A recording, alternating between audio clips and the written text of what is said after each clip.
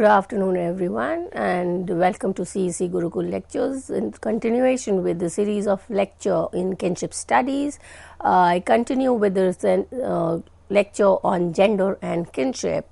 The whole idea that by 1970s, feminist anthropologists started questioning the dichotomy between the dichotomies as the different kinds of dichotomies which were kind of in place in anthropology as well as sociology.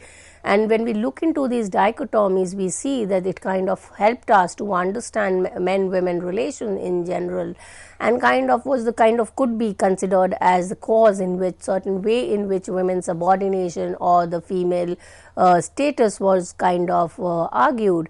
And some of the dichotomies which were of significant was in terms of the gender, domestic and the public, which was I kind of argue that the idea that domestic belongs to women in terms of her reproductive task, because she's procreating, because she's kind of giving birth to children, was something which kind of restricted women's mobility and access to the culture, because we kind of had a very clear cut mapping that nature belonged to women and culture belonged to men.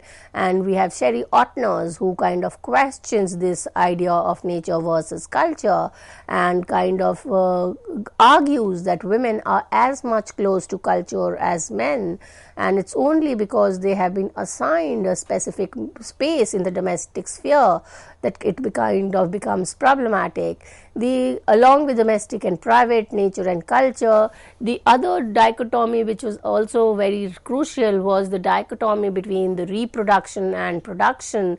And the reason that women were doing a lot of work even in the domestic sphere, but it was kind of unrecognized. So when we look into the economic dimension of women's work, women's contribution to the household work, which was kind of equally significant, was not kind of considered as work, and household work was considered less significant because it was being done in the domestic domain, and men were working in the public domain, in the productive domain, which was kind of getting a compensation, were getting a monetary return in place, and therefore the divide kind of subordinated that women's work was not primary. And we kind of also had this understanding that men were primary bread earner and women's earning was secondary. All these notions were based on certain assumptions of the duality between the reproduction and production spheres. But now we know that there's been a lot of theorization and lot of critique, and whereby there has been a kind of recognition of the economic contribution that women do even in terms of household work. So these kind of dualities or dichotomies, which was very important, kind of lays down the base for the emergence of feminist anthropologists. And now in this lecture, I will kind of look into the work of some of the feminist anthropologists in the post-1970s, and how this idea were kind of reimagining kinship happening through the work of these feminist anthropologists. So when we look into the entire period of the 20th century and the emergence of sociocultural anthropology, we know that the way in which the meaning of gender has been conceived in the literally academic work has kind of undergone change. And it has been kind of discussed at length that in the early ethnographic studies, gender was often synonymous with kinship or family, and a monograph might include just a single chapter on women or family issue.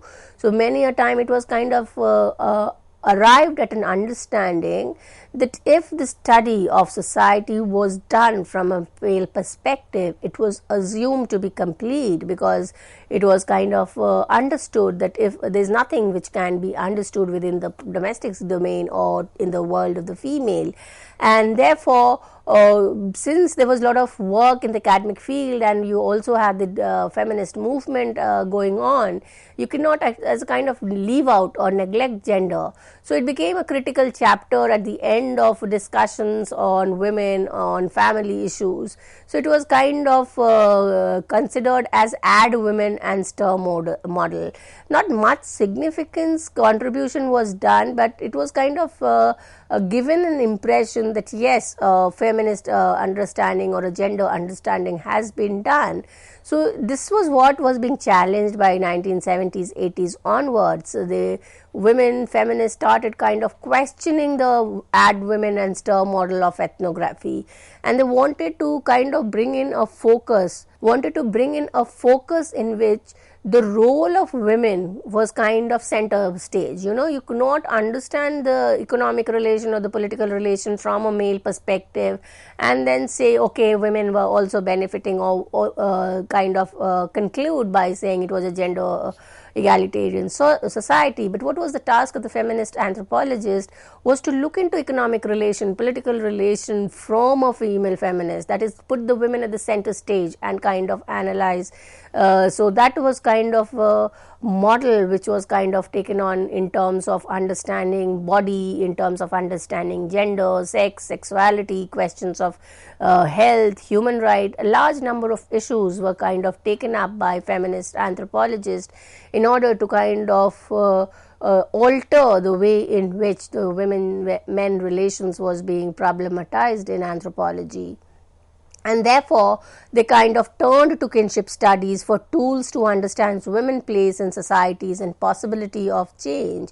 It kind of also analyzed in the sense that since there was a kind of an assumption that the women belong to the domestic sphere and it is the world of women, so the feminist anthropology kind of took on this stand and started exploring kinship studies or kinship relations within family, marriage and reproduction to kind of argue that it is not the only involvement of women, and therefore kind of reject the duality between reproduction, production and the domestic and the public domain. So they started challenging classical interpretation of gender and culture by situating women's work at the center of anthropological study. So it kind of implied that you kind of have a feminist perspective or kind of look into the economic, political relation from the way in which women were experiencing it, women were kind of affected by it, and that kind of implies that women were put at the center of the women were the subject of analysis. So that kind of anthropological work started coming in, and we kind of look into two important anthropological work which will help us to understand the contribution that feminist anthropologists were kind of doing it. And the two works are Marilyn Strahan and the other is Annette Wiener.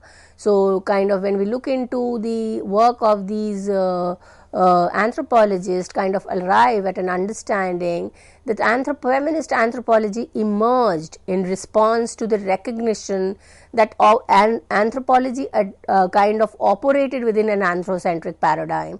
It kind of rejected or kind of abstained from documenting the lived experiences of women, and that's where there was a requirement for feminist anthropology to come up as a subdiscipline which could incorporate entire part of society which was being kind of ignored in anthropological study. Early question raised from identifying women in anthropological record to explaining universal female subordination. So they were both kind of researches which were being done. One was kind of giving us understanding that there was say in the early 1960s or 40s, women were not absent from economic field, they were not absent from political field, they were equally present there. What was the result for invisibility of women was the lack of documentation, was the lack of study of women's enterprises. And number two was trying to explain that these assumptions which had become kind of the base for understanding female gender relation in society was the assumption that female subordination is universal, it's kind of uniformly found in every society. And as I already kind of said, that this idea of universal subordination was coming in from the perspective which kind of dominated classical anthropology, and that was the theory of generalization, the theory of universalism.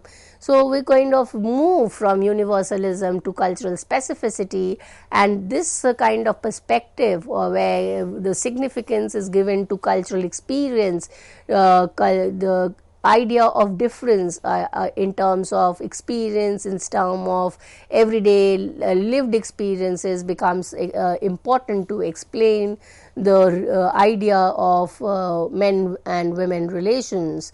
So both Strathern and Wiener, they challenged that idea that goods were produced by men and imbued with cultural significance. This is to go back to the whole idea of the domestic and the public domain, and as kind of noted earlier, that the whole idea that men belong to the public sphere, they were kind of involved in cultural activity, created an invisibility of women. So the argument by classical anthropologists were that men were in economic and political sphere and women were in the domestic sphere. When we look into the Mayo Fortis study of Asanti, another classical work in anthropology, we see a clear-cut distinction between the domestic and the jural political, and the assumption was that women belong to the domestic sphere and men belong to the political jural sphere, and the entire contrast between the patrilineal system and the matrilineal system is based on the duality of the domestic and the political jural system. So that is what the two feminists were kind of questioning and kind of helping us to understand a different kind of analysis of kinship relation. Another important work which help us to kind of arrive at a unified system of analysis, that is both gender and kinship kind of says a common ground, and it can be through ethnographic study, it has kind of arrived at an understanding that we need a unified analysis. We cannot kind of segregate gender and kinship, why the two has to be put it into the same kind of platform from which society can be analyzed. And therefore Jane Fishburne Collier and Sylvia Ionesco, they gave an approach which kind of labeled or titled as unified analysis of gender and kinship, and they kind of again what I have been saying repeatedly is that they kind of rejected the divide, they rejected the duality, and the dichotomy between the domestic and the public was kind of considered as irrelevant for understanding. If we needed a unified analysis, if we kind of considered gender and kinship as kind of sharing certain kind of substance, then it was important that we kind of reject the dichotomy and arrive at a unified system of analysis. So the whole idea was to understand the contrast in terms of three alternative suggestions for rethinking the distinction between the domestic and the public, and a comparative solution would investigate empirical variation in the content and interpretation of the two domains.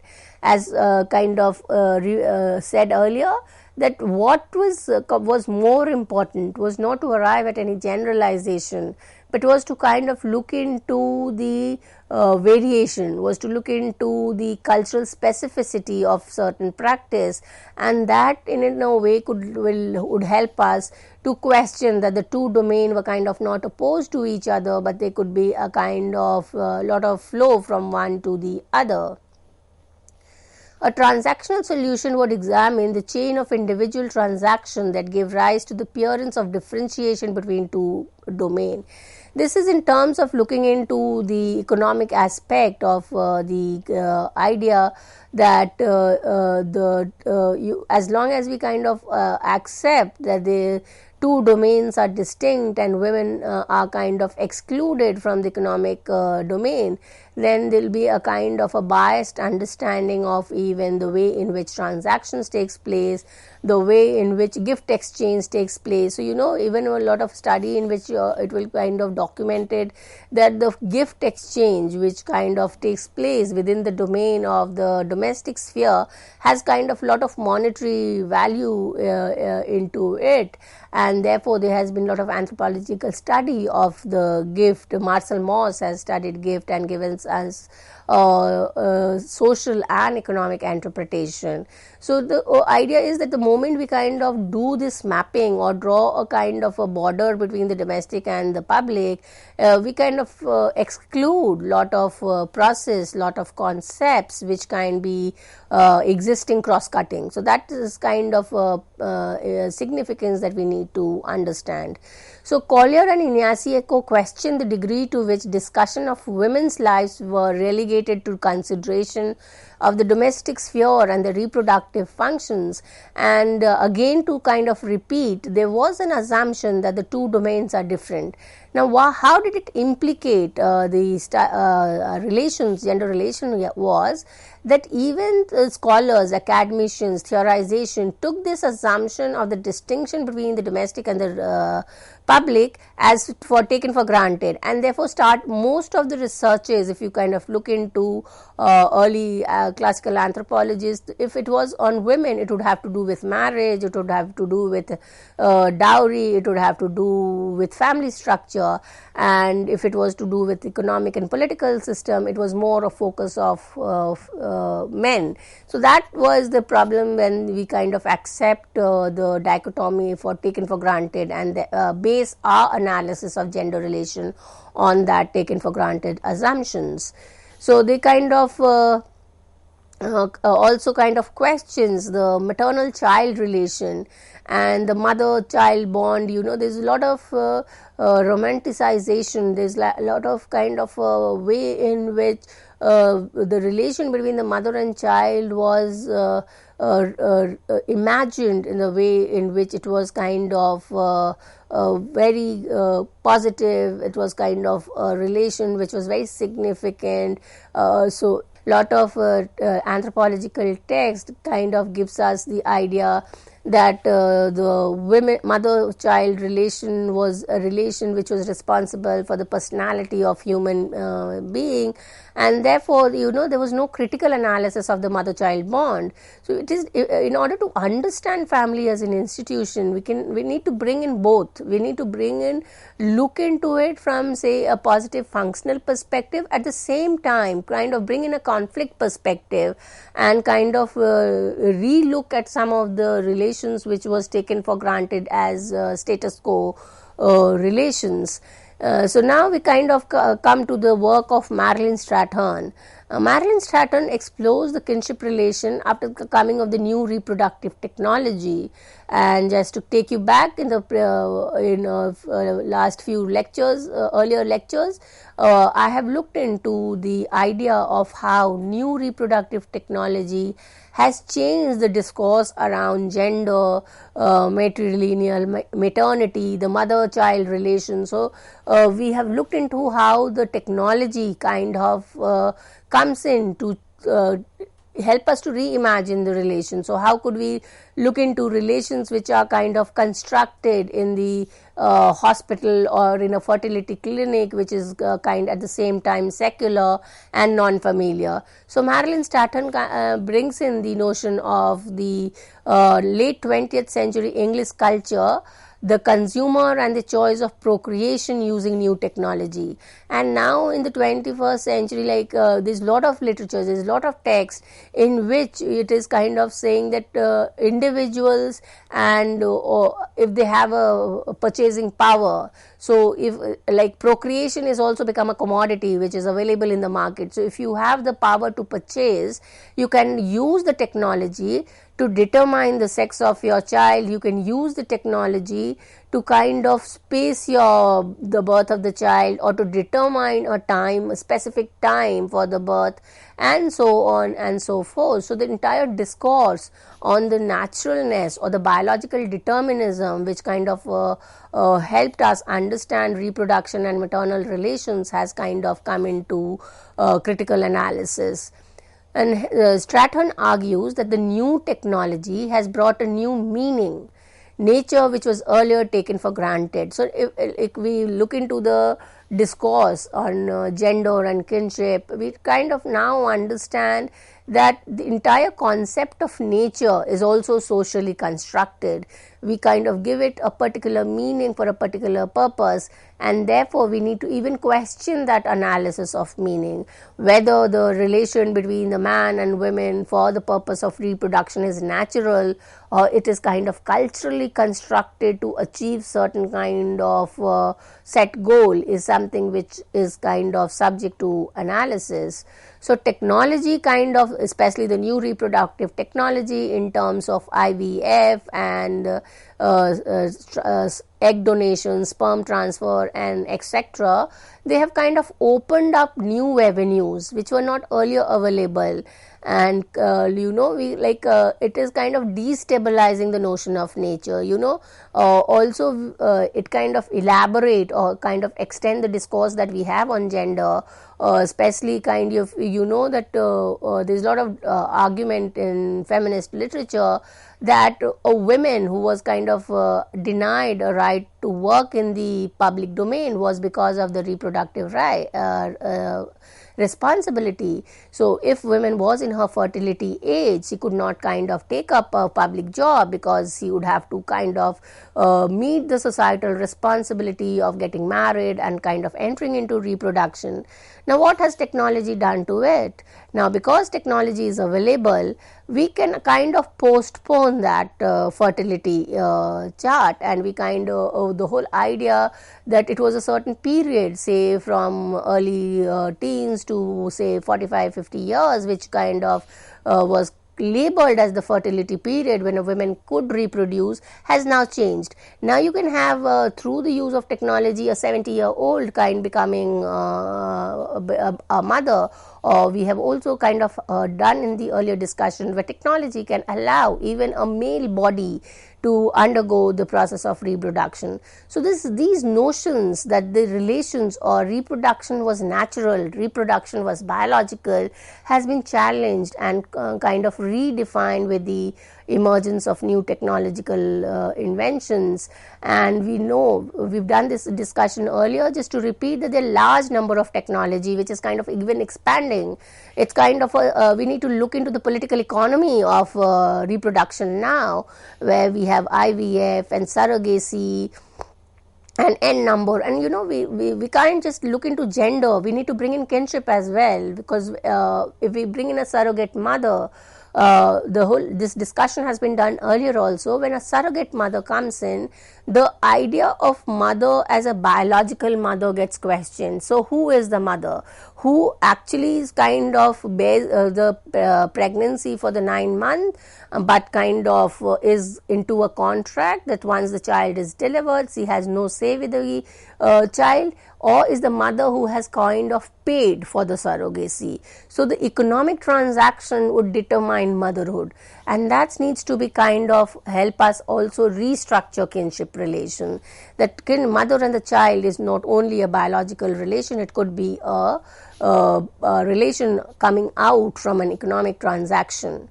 So Stratton reflects upon the new age technological development in the reproduction system as a significant shift, and states that what has been taken as natural has now become a matter of choice. Nature has been enterprised. So the reproduction is also an enterprise. So all these fertility clinic which we see all around, and which kind of has been expanding, and there's a lot of economic transaction going on. It's kind of one of the booming industry in terms of ensuring that every individual kind of has the choice to become a mother. So it's not kind of earlier argument of gender was that if you were a woman, you were supposed to become a mother. That argument is kind of being questioned now. The next anthropologist work, which is again very relevant, is Annette Wiener. Annette Wiener studies the same society, that is the Trobriand Islanders, which was studied by Malinowski.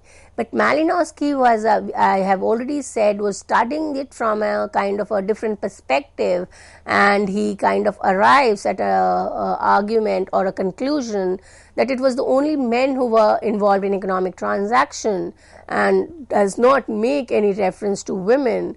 So in her celebrated work, Women of Value, Men of Renown, Wiener tells us within a day of her arrival in Trobriand Island that she was brought to see 5-hour-long exchange ceremony that was conducted entirely by women. So that invisibility of women has kind of been there in anthropology, could be kind of because of the unconscious objective of anthropologists who were studying society. It's not that they intended to do it, but they kind of somehow reflected it. And Annette Wiener in her study will say that women were playing a very dominant role in economic transaction in the Trobriand Islander. And then we have a very important work from India itself, Leela Dubey. Leela Dubey was one of the anthropologists who kind of has documented in detail on the kinship structures in women, how women and kinship are kind of related to each other, and how the Indian social system kind of has a bearing on how we look into gender. Just to kind of give you a reminder, this text by Leela Dubey has been analyzed, kind of done as a part of the lecture series in Key Text and in Social Sciences and Humanities. So if you kind of interested in looking into our debates on women and kinship, kindly go through the video. Because we have a kind of the time is limited and number of anthropologists are kind of good enough to have a discussion. So coming back to Leela Dubey, we see that she kind of tells us how gender relations were affected across, and along with Leela Dubey we also have many other anthropologists who kind of studied Indian society. We have Iravati Karve, who does kinship organizations. He maps out the entire country into 4 zones and gives us a clear-cut understanding of kinship relations. And the final discussion is with a very important work, which is very important to understand gender kinship relation, is the work by Raheja and Gold, and this the title of the book is Sexuality, Fertility and Erotic Imagination in Rajasthani Women's Song. And here the authors explore women's oral tradition in the terms of songs, folklores which are sung during marriage, birth and various life rituals, ceremonies.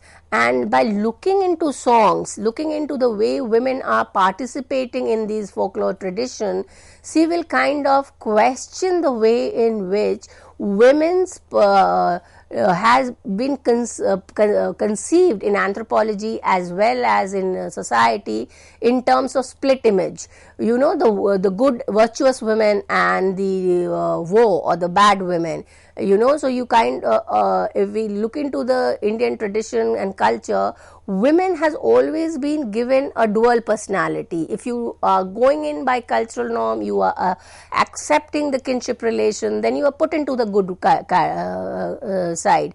If you don't, if you kind of say no to marriage, you say no to family, then you are put into the kind of women who is lacking virtues. And through the ethnographic study of the Rajasthani women's songs, Raheja and Gold kind of questions this and tells us how when we look into these songs will tell us that women are kind of critical of the split image. They are kind of critical of the way in which they have been given an assigned role in family. They have been given a subordinate status in the kinship system. So a very relevant text in order to understand gender and kinship, in order to understand the split image and implication. So with all these number of case studies and anthropological work, kind of it can be concluded, or the argument can be done that it is very important to have a gendered perspective to understand kinship, family and marriage.